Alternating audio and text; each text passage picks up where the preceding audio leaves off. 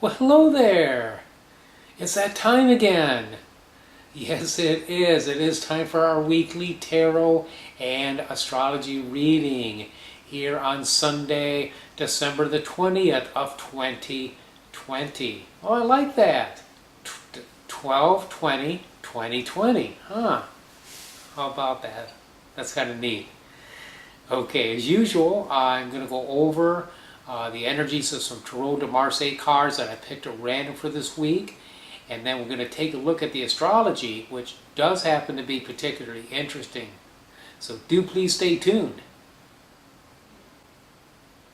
Okay, in a moment, 3 Tarot de Marseille trump cards are going to come onto the screen and cover my face. The cards I drew at random this week from the CBD Tarot are Strength, Empress, and the Fool.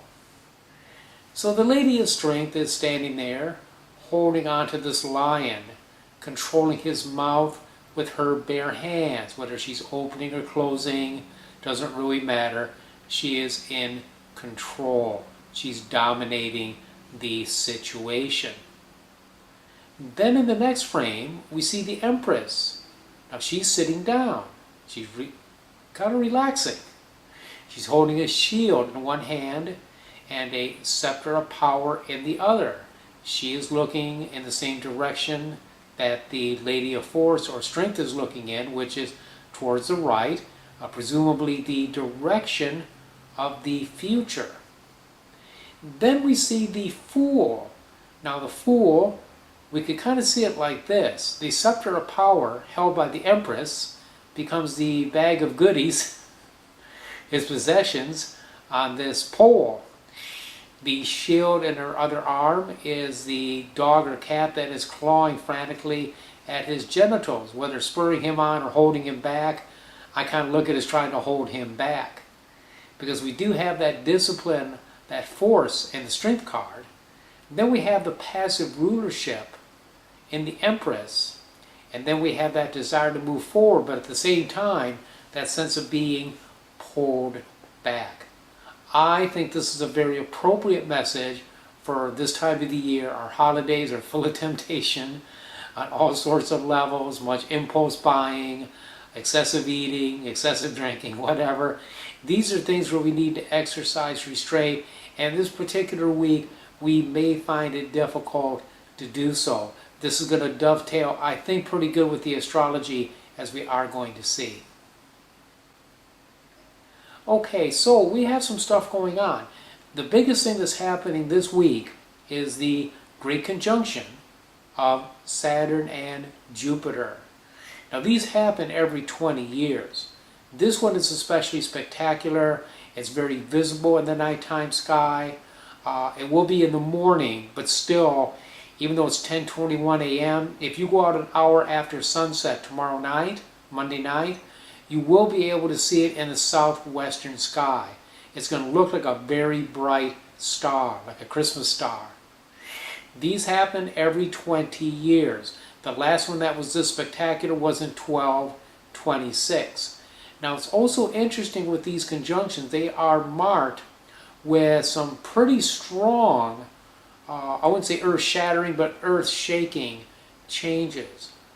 Many presidents have been assassinated who were elected during the year of one of these great conjunctions. John F. Kennedy, a notable example, elected in 1960, dying in 1963.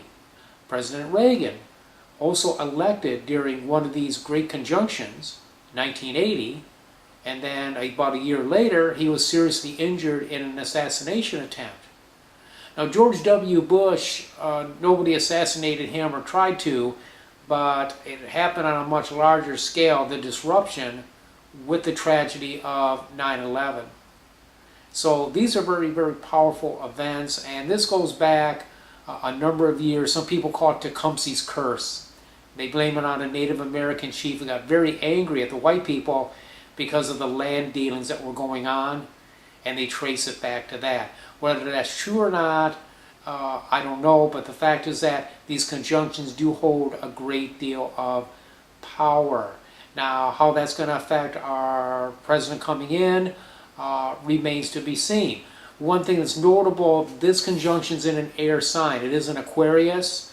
The ones where the presidents actually died was where they occurred in the signs of Taurus or Capricorn, in the earth signs. That's where the fatalities happen. So we might see some other disruptive energy with the new president.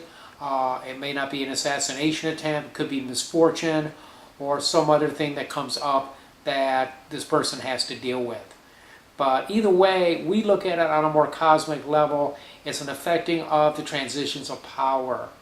Okay? It's affecting the way that rulerships work. And we certainly have a lot of that happening right now.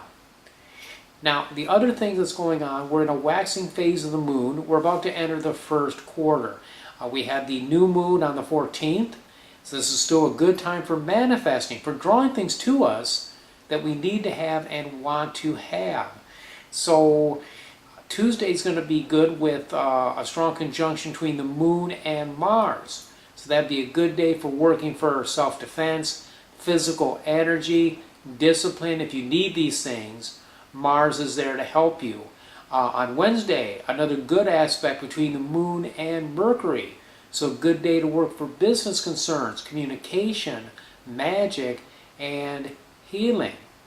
And also Saturday then, the following Saturday, this upcoming week, the moon again is in good aspect to Saturn. So this would be a good day for working on discipline, a good day for working on things pertaining to elderly people or long-term goals, things that require sacrifice, things that require a great deal of energy for long-term gain. These would be good things to work on this coming Saturday. So as we can see, there's a lot going on here. There's a lot of opportunities to take advantage of to better ourselves and our situation. Well, there you go. There is your weekly tarot and astrology reading. A bit longer than usual, but some interesting info. I appreciate your support. I really do. Thank you so much for being here. Till I see you next week, many, many blessings.